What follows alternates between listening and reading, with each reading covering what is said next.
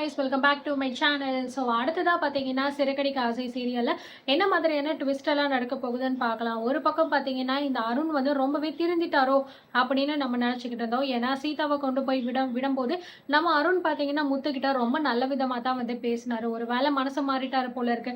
சரி, அவங்க அம்மா இழந்த டிப்ரெஷன்னால அப்படிலாம் நடந்துக்கிட்டாரோ அப்படின்னு நினச்சிக்கிட்டு இருந்தா, இன்னமும் அவன் புத்தி மாறவே இல்லையா அப்படிங்கிற மாதிரி தான் மறுபடியும் பார்த்தீங்கன்னா ஒரு சம்பவத்தை நம்ம அருண் வந்து பண்ண போறாரு. என்ன அப்படின்னா, இப்போ நம்ம முத்து பார்த்தீங்கன்னா புதுசா வந்து கார் ஷெட்ல வந்து ஒரு ஆஃபீஸ் வந்து ஓப்பன் பண்ண போறாரு. இந்த மாதிரி டிராவல்ஸ் வச்சிருக்கிறதுனால கண்டிப்பா ஆஃபீஸ் நமக்கு தேவைப்படுது அப்படின்னு நினைச்சிட்டு புதுசா ஓப்பன் பண்ணலாம் அப்படின்னு பிளான் பண்ணிக்கிட்டு இருக்காரு. அண்ட் அதை தெரிஞ்சுக்கிட்ட நம்ம அருண் பார்த்தீங்க அப்படின்னா மீனா கூட சேர்ந்து ரொம்ப சந்தோஷமா பேசிக்கிட்டு இருக்கும்போது அதை பார்க்குற நம்ம அருண் வந்து, நீ வந்து இவ்வளோ சந்தோஷமா இருக்கியா, என் குடும்பத்தையே நீ ஒட்டுமொத்தமா நாசமாக்கிட்டு என்னமோ நல்லவன் மாதிரி சீதாவை வீட்டில் கொண்டு வந்து விட்டது மட்டும் கிடையாது, நீ தான் என்னமோ பெரிய இவன் மாதிரி பண்ணிக்கிட்டு இருக்கியா, உன்னெல்லாம் நான் சும்மாவே விட மாட்டேன்டா அப்படின்னு சொல்லிட்டு இந்த அருண் மறுபடியும் பார்த்தீங்கன்னா அவனோட குணத்தை பார்த்தீங்கன்னா காட்ட ஆரம்பிக்கிறாரு. இந்த முத்துவை நம்ம சும்மா விடக்கூடாது, ஏதாவது ஒரு விஷயத்த பண்ணி அவனுக்கு வந்து நம்ம தண்டனை கொடுத்தே ஆகணும். அது மட்டும் கிடையாது, புதுசாக வேற இப்போ ஆஃபீஸ் ஆரம்பிக்க போறானா, ஒவ்வொரு விஷயத்தையும் இவன் வளர்ந்துக்கிட்டே இருக்கான், கண்டிப்பாக இந்த வளர்ச்சியை நம்ம தடுத்தே ஆகணும் அப்படின்னு நினச்ச இந்த அருண் என்ன பண்ணுறான்னா, ஸோ அன்னைக்கு நைட்டு வந்து பார்த்தீங்க அப்படின்னா அந்த கார் ஷெட்டுக்கு வந்து போயிட்டு அங்கே இருக்கிற எல்லா கார்லேயுமே பார்த்தீங்க அப்படின்னா ஒரு சில போதைப் பொருள் அந்த மாதிரி விஷயத்த எல்லாமே வந்து வைக்கிறாரு. ஏன்னா அடுத்த நாள் வந்து நம்ம முத்து வந்து இந்த மாதிரி வெளியில் வரும்போது, ஸோ இந்த மாதிரி போலீஸ் பிடிச்சு விசாரிச்சா கார்ல எல்லாம் இந்த மாதிரி ஒரு பொருள் இருக்குது அப்படின்னா கண்டிப்பாக அதை சீஸ் பண்ணிடுவாங்க, அதுக்கப்புறம் அவனால் எதுவுமே பண்ண முடியாது அப்படின்னு கேவலமான ஒரு பிளான் பார்த்தீங்கன்னா நம்ம அருண் வந்து பண்ணிட்டாருங்க. ஸோ அதே மாதிரி பார்த்தீங்கன்னா அடுத்த நாள் காலையில் ஆகுது. நம்ம முத்து வந்து வழக்கம் போல் வந்துக்கிட்டு இருக்கும்போது ஸோ சரியாக கரெக்டாக அருண் அந்த இடத்த பார்த்து நம்ம முத்துவை வழி மறிக்கிறாரு. என்ன சார், என்ன விஷயம் அப்படின்னு சொல்ல, உன் காரை நாங்கள் சர்ச் பண்ணணும், நீ என்னமோ தப்பான விஷயங்கள் பண்ணுற மாதிரி எங்களுக்கு வந்து இன்ஃபர்மேஷன் வந்திருக்கு அப்படின்னு சொல்ல, அப்படியா, அப்படி எதுவும் இல்லையே, சரி வேணும்னா தாராளமாக சர்ச் பண்ணிக்கோங்க அப்படின்னு சொல்ல, அருண் பார்த்தீங்கன்னா எந்த இடத்தையுமே தேடாம தான் வந்து எங்கே பொருள் வச்சோமோ அந்த இடத்த போயிட்டு கரெக்டாக வந்து பார்த்தீங்கன்னா தேடுறாரு. என்ன சார், எல்லா இடத்தையும் விட்டுட்டு அங்கே போய் தேடுறீங்க, அப்படி என்ன இருக்காங்க, ஏதாவது உங்களுக்கு தெரிஞ்சவங்க இல்லை வேற ஏதாவது வச்சுருக்காங்களோ அப்படின்னு சொல்ல அருணுக்கு பக்குன்னு ஆயிடுது. ஸோ அதுக்கப்புறம் இல்லை இல்லை, நான் பொதுவாக தான் சார் சொன்னேன் அப்படின்னு சொல்ல அங்கே தேடி தேடி பார்க்குறாரு. ஆனால் அருண் வச்ச பொருள் எதுவுமே அங்கே வந்து இல்லை. என்ன இது, நேற்று நைட்டு தானே நம்ம இங்கே வச்சோம், அது எப்படி இல்லாமல் போகும் அப்படின்னா அருணுக்கு பயங்கரமான ஷாக்கு. ஸோ உடனே நம்ம முத்து பார்த்தீங்கன்னா அந்த இடத்துல தான் வந்து ஒரு தரமான சம்பவத்தை பண்ணி விட்டுருப்பாரு.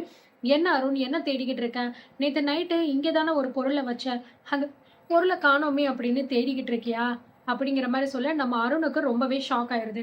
என்ன இது, என்ன உளறிக்கிட்டு இருக்க நீ அப்படிங்கிற மாதிரி சொல்ல, நான் உளறேனா, இப்போ பாரு நான் உனக்கு ஒரு வீடியோ காட்டவா அப்படின்னு சொல்லிட்டு நேற்று நைட்டு அருண் பார்த்தீங்கன்னா வந்து அவனோட காரில் எல்லாத்தையுமே வச்ச வீடியோ, அவனோட ஃபேஸ் முதற்கொண்டு எல்லாமே கிளியராக வந்து தெரிஞ்சிருக்கு. ஸோ அந்த வீடியோ பார்த்து நம்ம அருணுக்கு பயங்கரமான ஷாக். என்ன பார்க்குற, இது நீ வந்து நேற்று என் காரில் இந்த மாதிரி பொருளை வச்ச வீடியோ தான், அது மட்டும் கிடையாது, உன் ஃபேஸ் அதில் எவ்வளோ தெளிவாக ஆயிருக்கு பார்த்தியா, இதெல்லாம் எப்படி எனக்கு தெரியும் அப்படின்னு நினைக்கிறியா, நீ வந்து காரில் வந்து வைக்கும்போது மேலே சிசிடிவி இருக்கா இல்லையான்னு சொல்லி பார்த்தியே தவிர என் காருக்குள்ளே சிசிடிவி இருக்கா இல்லையா அப்படின்னு நீ செக் பண்ணலைல்ல.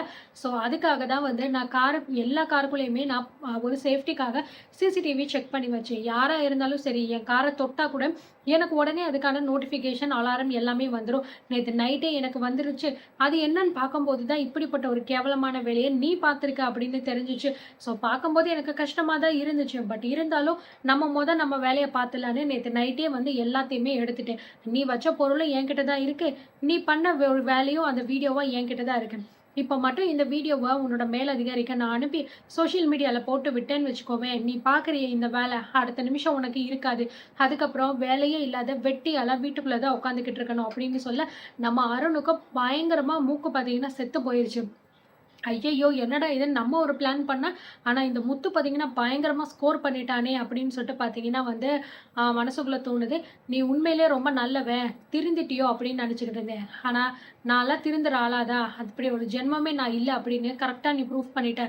இதுக்கப்புறமும் உன்னெல்லாம் நம்புறது ரொம்பவே வேஸ்ட்டு. இதுக்கப்புறமும் உன்னை நம்பி ஒரு செகண்ட் கூட நான் எதுவுமே பண்ண போகிறது கிடையாது.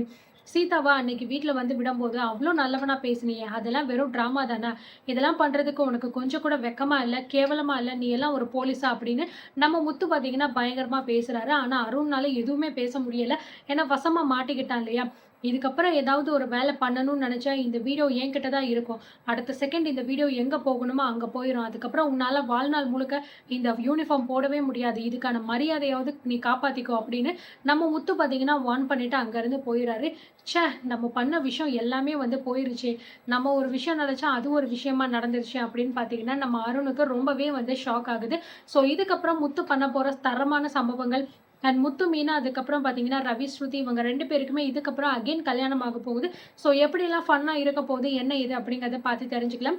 அண்ட் நீங்க இந்த மாரியான இன்னும் நெறைய விதமான எபிசோட்ஸ் எல்லாமே அடுத்தடுத்து நடக்க போற விஷயங்கள தெரிஞ்சுக்கணும்னா, நம்ம சேனல கண்டிப்பா சப்ஸ்கிரைப் பண்ணிக்கோங்க. Thank you.